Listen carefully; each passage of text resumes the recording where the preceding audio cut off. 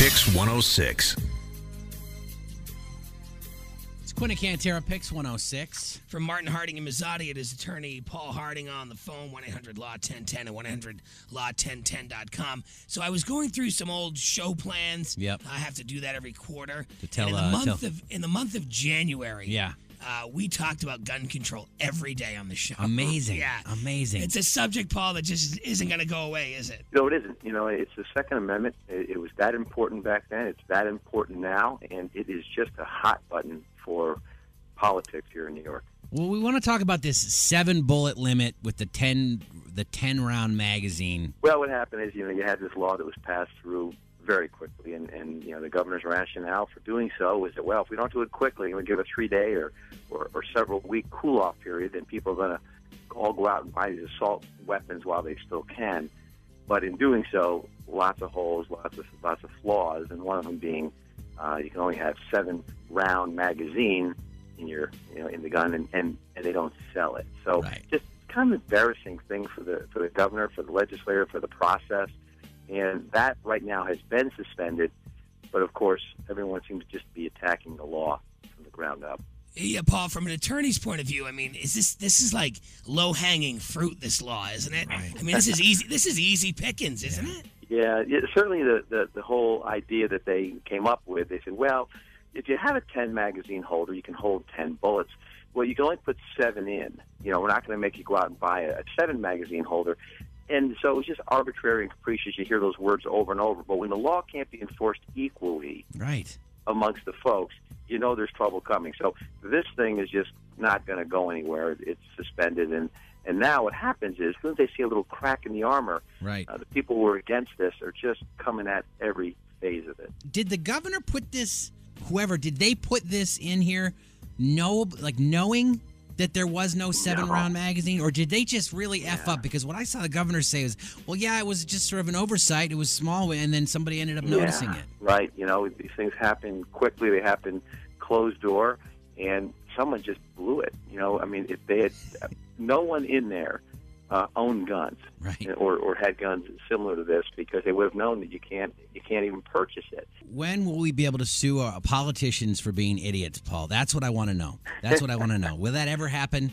I don't think you're quite under that definition it's ever going to happen. Yeah, no, I think know. that's the... Right. Well, and I wanted to ask you if we can just, this situation at the housing project that happened with the you know, the police, and I don't know if you've read the story, the Albany Police Department doing, you know, training exercises with you know, with tear gas cans and not real tear gas, obviously, but, you know, really causing a ruckus.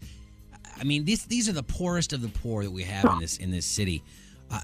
How do people like that have retribution? How do they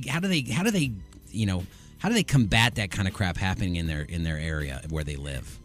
Yeah, you know, they'd come forth and said, look, this was a bad idea. You know, we're trying to get to real-life situations because it's going to happen at some point in some neighborhood. So we picked this neighborhood. We thought it was safe. We thought we were properly isolated. And it was just, you know, scared the heck out of these folks, and they didn't know what was happening. And then, of course, you don't know, tear gas isn't real. It looks real. Yeah, they don't really have a whole lot to do other than do what they did do, which was contact the news agencies. And very immediately, the police came forth and said, you know, we're just not going to do this again. But the police, they didn't tell one of the buildings. They failed to mention the training situation to one of the. Is there legal retribution here, legal action that can be taken?